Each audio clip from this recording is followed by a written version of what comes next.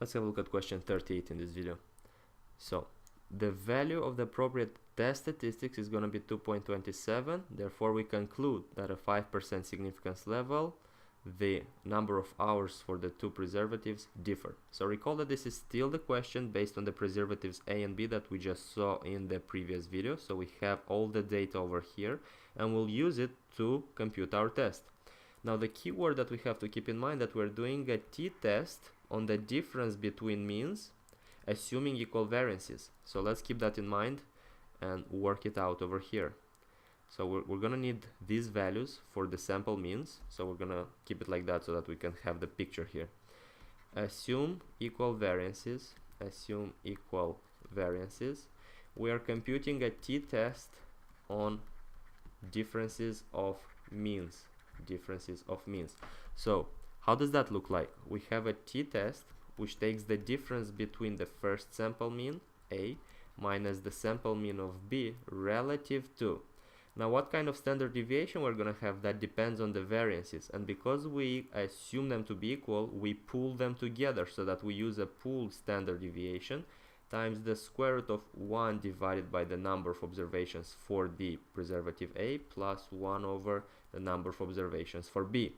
So our goal now is to find out the pooled standard deviation. That's what we're interested in. So let's write it here below. Let's calculate it here below. The pooled, first of all, we can calculate the pooled variance, and the standard deviation is going to be the square root of that.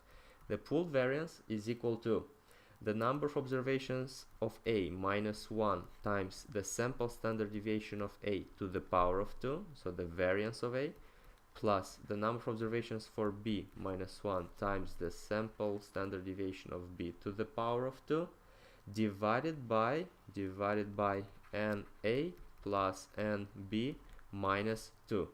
Now let's calculate that, because now it's gonna be pure math. So let me zoom out to get some more space so we can see everything. Let's go over here like that. Okay, so the pooled variance is gonna equal to the number of observations for A. We can see it over here, that's 16. So 16 minus 1 times the sample standard deviation of A. We can see it over here, that's 10.5. So 10.5 to the power of 2 plus the number of observations for B, it's 14. So that's 14 minus 1 times the standard deviation of B to the power of 2. That's 13.6 to the power of 2. Divided by the number of observations of A. We saw it's 16 plus the one from B, it's 14 minus 2. Now if we solve out this math, we would get a pooled variance. We would get a pooled variance of 144.9.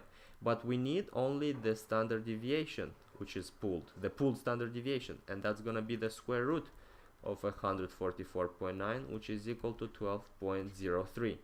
Now with this in mind, we can actually calculate our t-test. We can calculate the t-value.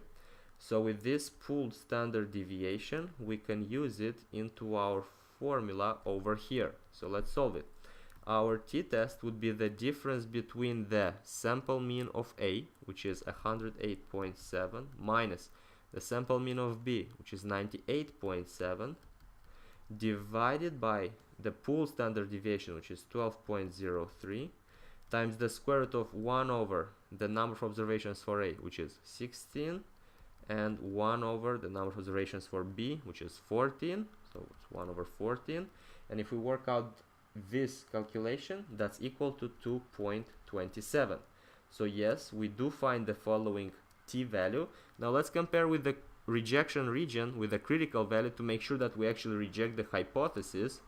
So if we have a look in the distribution that we drew over here, our rejection region starts from 2.048 or minus 2.048 to the left, but we found the value of 2.27, which would be somewhere over here, 2.27. So we can see that it is indeed in the rejection region. So we give the conclusion, let's write it here below, that we indeed reject the null hypothesis.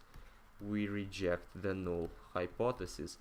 The mean times, that's what we found, the mean times of spoilage differs between the preservatives, differs between the preservatives. And that's it. Hope this makes sense. and we are done.